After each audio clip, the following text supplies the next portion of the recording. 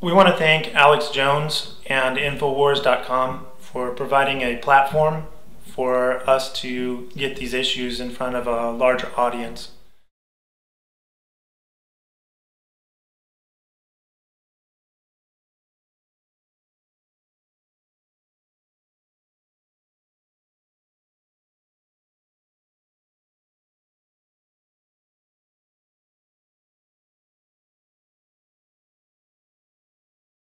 Paul Revere Contest video script. Interview with Fabio Herrera, author, actor, and movie producer, and victim of childhood sexual abuse by priests, and Barbara Blaine, SNAP director, Chicago, Illinois. Also featuring Kyle Kinsey, attorney at law. Part 1, about Fabio Herrera. Part 2, history of denial. Part 3, victim assist organizations. Part 4, conclusion, final thoughts. Hello, my name is Kyle Kinsey. I'm an attorney in Chicago, Illinois. I want to take this opportunity to shine a light on the wall of secrecy that's ultimately led to the resignation of Pope Benedict XVI. Sunlight is the best disinfectant. This is a well-known quote from U.S. Supreme Court Justice Louis Brandeis, which refers to openness and transparency. We could substantially prevent future child abuse within the Catholic Church if it adopted a policy of openness and transparency.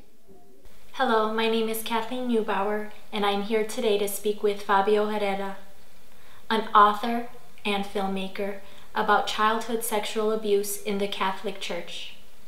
Our program today will discuss how the Church protects abusers and how victims can get help from a variety of sources.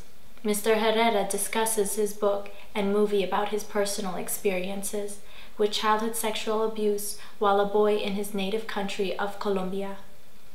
This is a story about overcoming a horrible situation and finding hope. Mr. Herrera is a businessman, author, and movie maker living in Chicago, Illinois. He is bilingual. He holds multiple degrees and a PhD.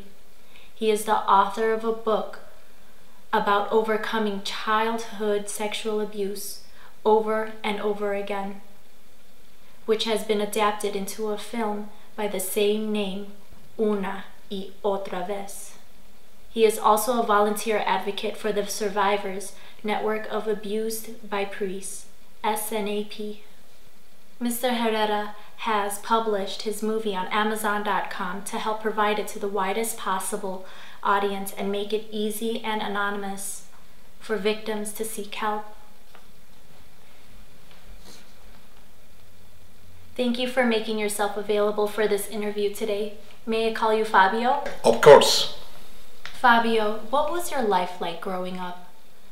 Did I understand correctly that Over and Over Again is non-fiction and an autobiography? Kathleen, I am a victim of sexual abuse by priests.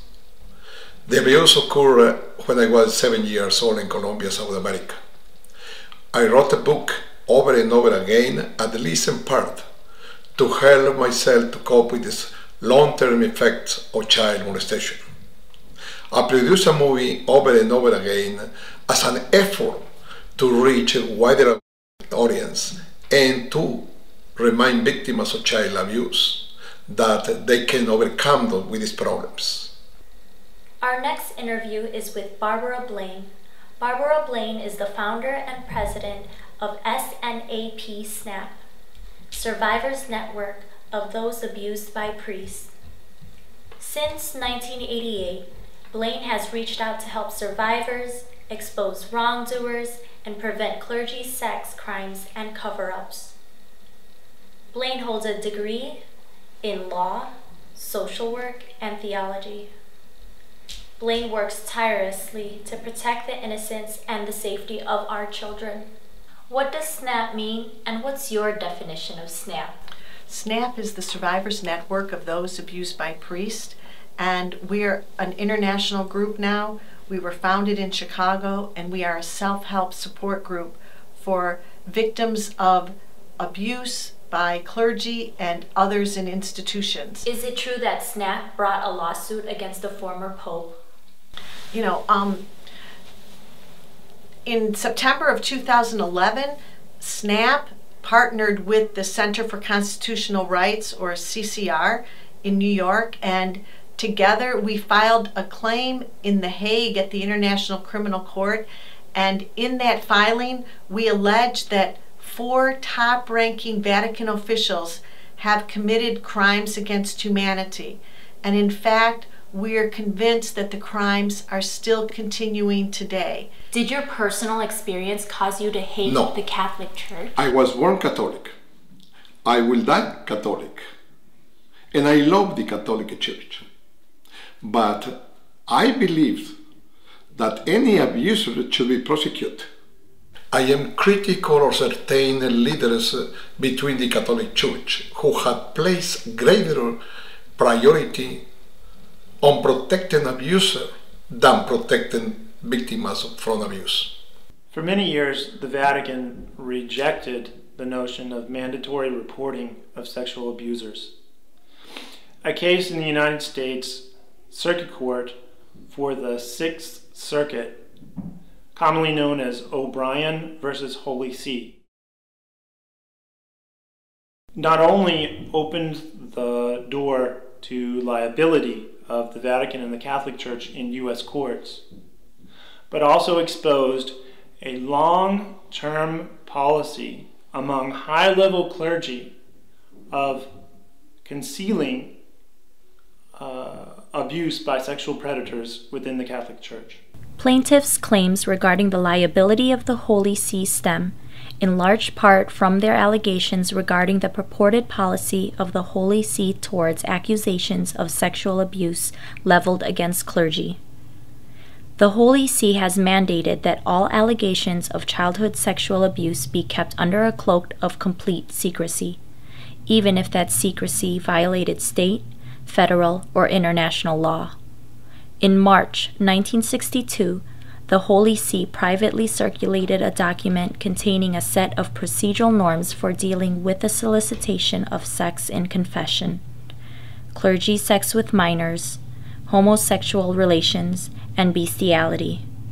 This document, the 1962 policy, an official legislative text issued by the Congregation of the Holy Office and specifically approved by Pope John XXIII, imposes the highest level of secrecy on the handling of clergy sexual abuse matters. This secret document was first discovered and made public in July 2003 by the news media in the United States and throughout the world.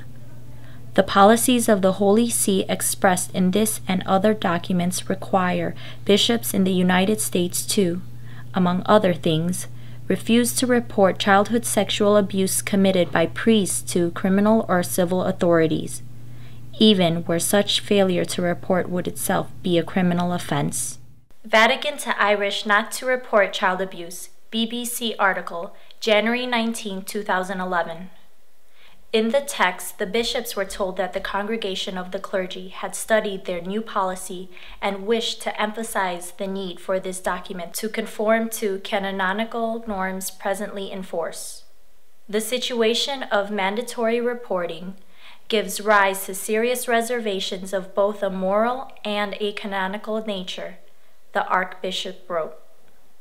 Bishops who tried to impose punishments outside canon law, he warned, might see their actions overturned when the cases were heard in Rome. The results could be highly embarrassing and detrimental to those same diocesan authorities, the letter added.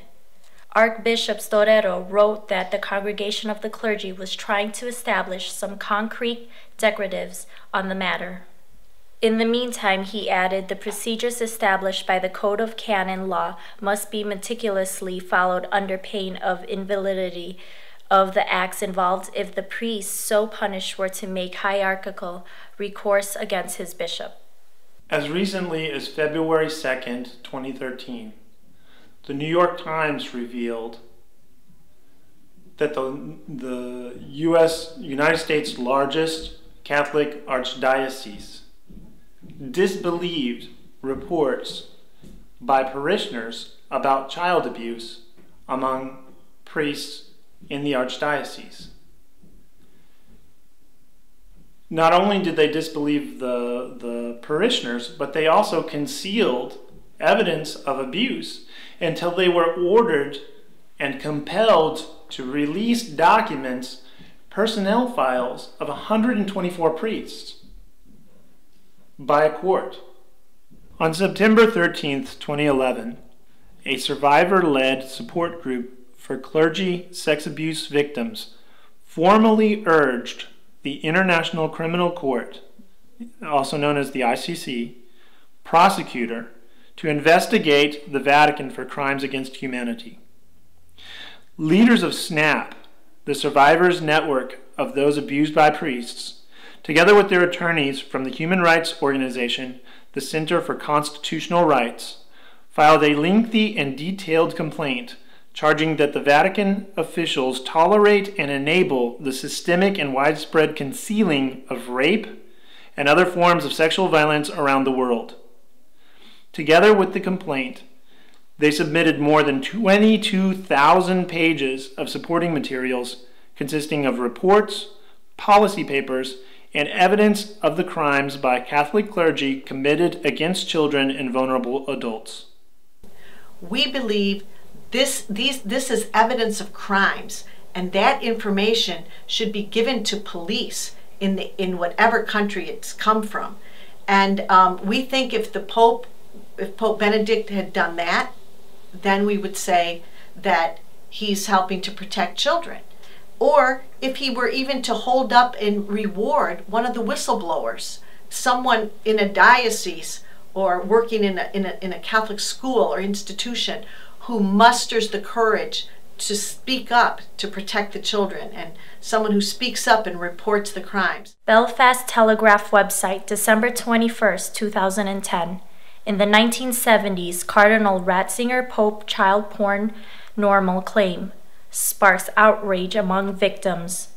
Victims of clerical sex abuse have reacted furiously to Pope Benedict's claim yesterday that pedophilia wasn't considered an absolute evil as recently as the 1970s. Even in 2010, Pope Benedict XVI still clings to the idea that pedophilia is becoming normal.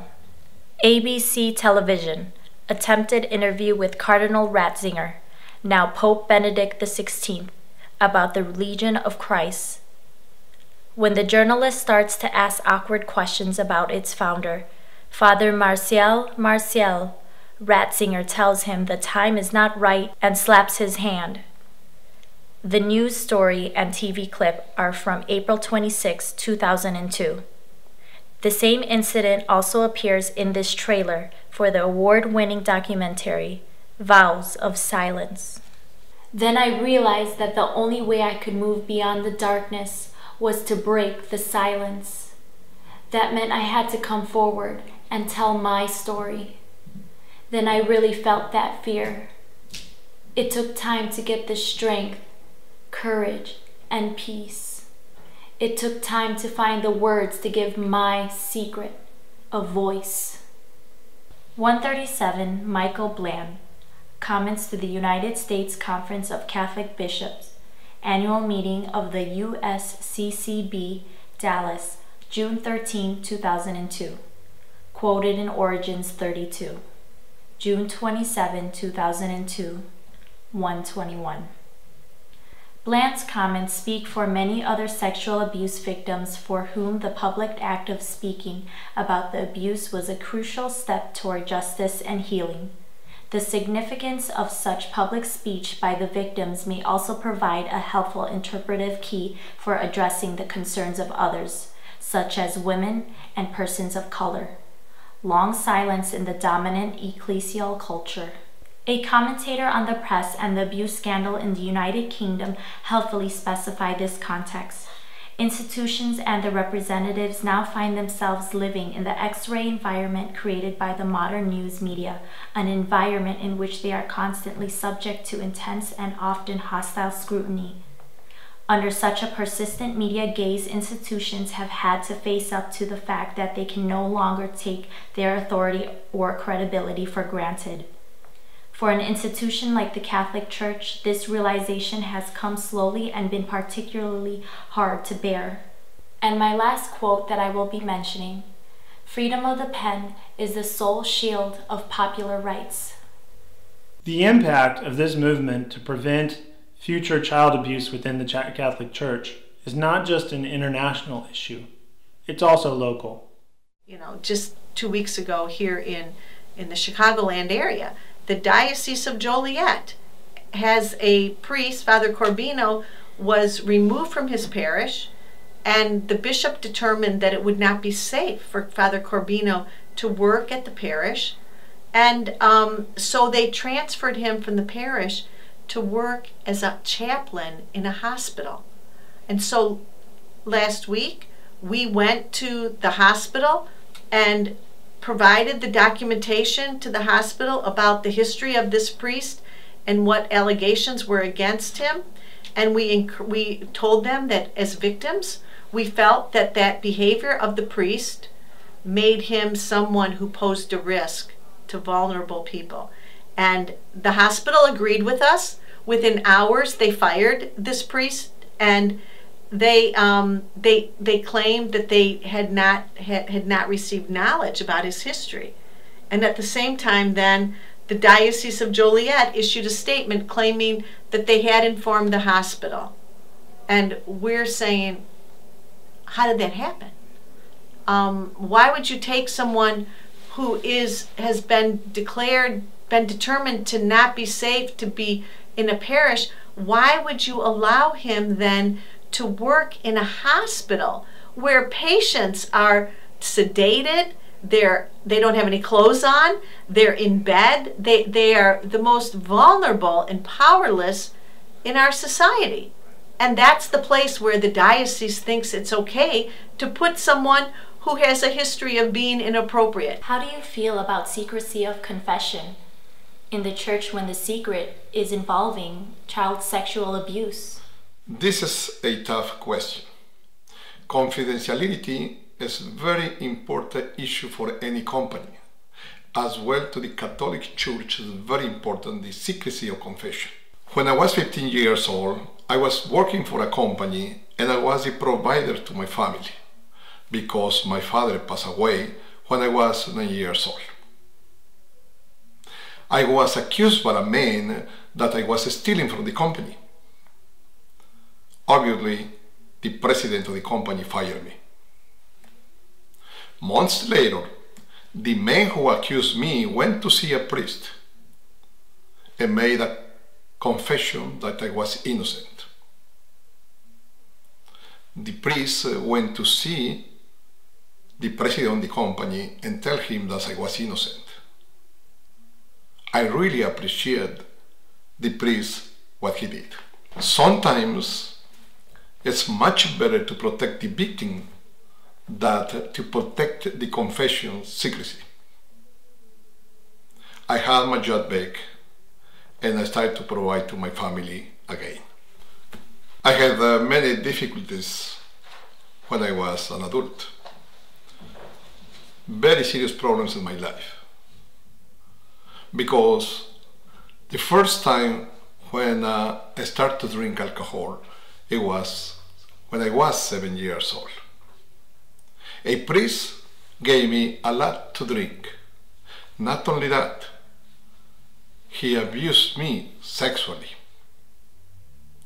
That, together with my father passed away when I was 9 years old, created a bad habit in my life. I became alcoholic. So these three things together in my life was very, very hard to cope with my problems. In order to cope with these problems, I had to attend different therapies. And I have to verbalize my issues. I have to do many things to become a normal person. I did many things in my life, such as to cope my problem of child sexual abuse, I wrote a book over and over again. And because a lot of people are not aware of this issue of child abuse, I produced a movie over and over again to help people to change their lives, to understand the problem, and overall to stop the child sexual abuse by priests or another persons. How to get help. 1. Recognize you have a problem. Verbalize your pain. Don't be afraid of guilt and shame.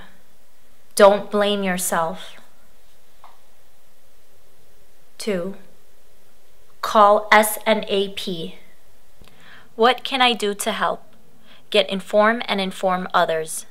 Volunteer or donate to SNAP or other organizations. You can find us on the web at www.snapnetwork.org or call toll-free at 1-877-762-7432. Buy the Over and Over Again movie. 20% proceeds donates to the nonprofit groups that are working to stop child abuse. For more information about the movie, you can go to www.overandoveragainmovie.com. Go to Amazon.com to get the movie today titled Una y Otra Vez, or Over and Over Again.